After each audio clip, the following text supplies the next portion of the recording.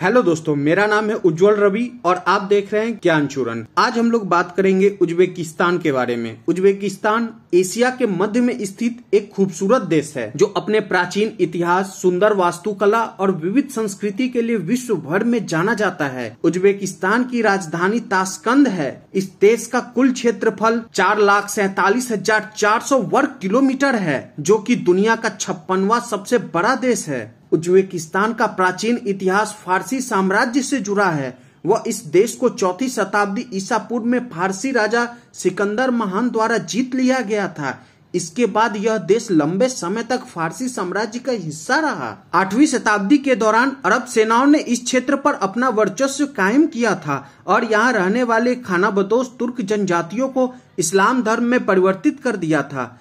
13वीं शताब्दी में चंगेज खां के तहत मंगोलों ने सेल्युचुक तुर्क के इस क्षेत्र पर अपना कब्जा कर लिया था और बाद में 16वीं शताब्दी तक तैमूरलंग द ग्रेट के साम्राज्य का हिस्सा रहा।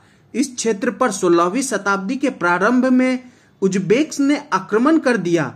वह इस क्षेत्र को यहाँ के प्राचीन समय से रहते आए निवासियों के साथ अपने क्षेत्र में विलय कर लिया। 19वीं शताब्दी के मध्य में यह क्षेत्र रूस के अधिकार में आ गया था। इस समय रूस को सोवियत संघ के नाम से जाना जाता था। सोवियत संघ के टूटने के बाद उज्बेकिस्तान ने 1991 में अपनी स्वतंत्रता प्राप्त की और एक संवैधानिक गणराज्य बनकर विश्व के सामने आया। 1991 से लेकर 2016 तक उज्बेकिस्तान पे राष्ट्रपति इस्लाम कैरिमोव का शासन रहा। उज्बेकिस्तान की संस्कृति और परंपरा में बड़ों का आदर प्राचीन समय से चला आ रहा है। इस देश में रहने वाली अधिकांश जनसंख्या उज्बेक लोगों की है, जो देश की आधिकारिक भाषा उज्बेक बोलते हैं। उज्बेकिस्तान में दूसरी सबसे ज्यादा बोले जाने वाली भाषा रसियन है। उज्बेकिस्तान में सुन्नी मुसलमानों की आबादी सबसे ज्यादा है और यह लगभग 88% है, लेकिन उज्बेकिस्तान के मुस्लिम लोग धर्मनिरपेक्ष होते हैं, जिन्हें अन्य किसी धर्म से कोई परेशानी नहीं है। उज्बेकिस्तान के लोगों को तरह तरह का भोजन करना पसंद है। इन लोगों के भोजन में ईरानी, अरबी, भारतीय, रूसी व चीनी व्यंजन की झलक देखने को मिलती है। उज्बेकिस्तान का राष्ट्रीय भोजन पावेल है, जिसे प्लोव नाम से भी जाना जाता है।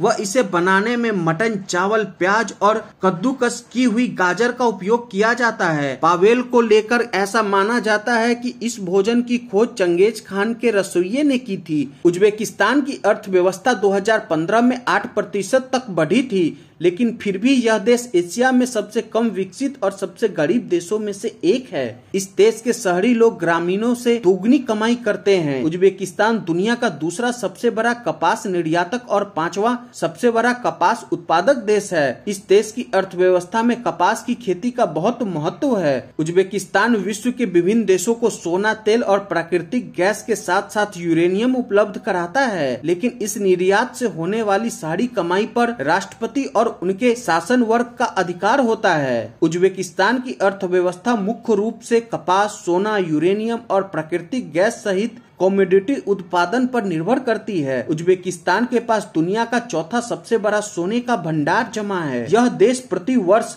80 टन सोना खदान से निकालता है। उज्बेकिस्तान को प्रति वर्ष सोना उत्पादन के मामले में विश्व में 7वां स्थान हासिल है। उज्बेकिस्तान में दुनिया की सबसे बड़ी ओपन पिट गोल्ड माइन क्विजिकम रेगिस्तान में पाई जाती है। यह देश यूरेनियम उत्पादन की दृष्टि से विश्व में 17वें स्थान पर है। The Uzbek national gas company प्राकृतिक गैस उत्पादन में दुनिया में 11वें स्थान पर है। उज्बेकिस्तान की जीडीपी प्रति व्यक्ति $7,000 2017 में थी। उज्बेकिस्तान ने वर्ष 2018 में कुल निर्यात $11.38 बिलियन का किया था, जबकि आयात $11.44 बिलियन का किया था। उज्बेकिस्तान के पूर्व में लगभग 80% एरिया पर पर्वत चोटियां हैं। उज्बेकिस्तान का सबसे ऊंचा स्थान समुद्र तल से 4,643 मीटर ऊंचा है। उज्बेकिस्तान की राजधानी ताशकंद इस देश का सबसे बड़ा शहर है। वह राष्ट्र का आर्थिक और राजनीतिक केंद्र है। उज्बेकिस्तान में कानून को सख्ती से लागू किया जाता है। वह कानून तोड़ने वालों को सख्त सजा दी जाती है। उज्बेकिस्तान में कृषि योग्य भूमि 62.6% है, लेकिन पानी की कमी के कारण उज्बेकिस्तान में कृषि कम ही की जाती है। ग्रीन टी इस देश का प्रतिदिन पिए जाने वाला लोकप्रिय पेय पदार्थ है। और आपको बता दूं कि उज्बेकिस्तान में साक्षरता दर काफी अच्छा है।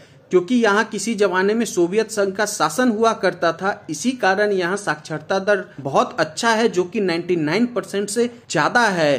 थैंक यू दोस्तों, please like share and subscribe.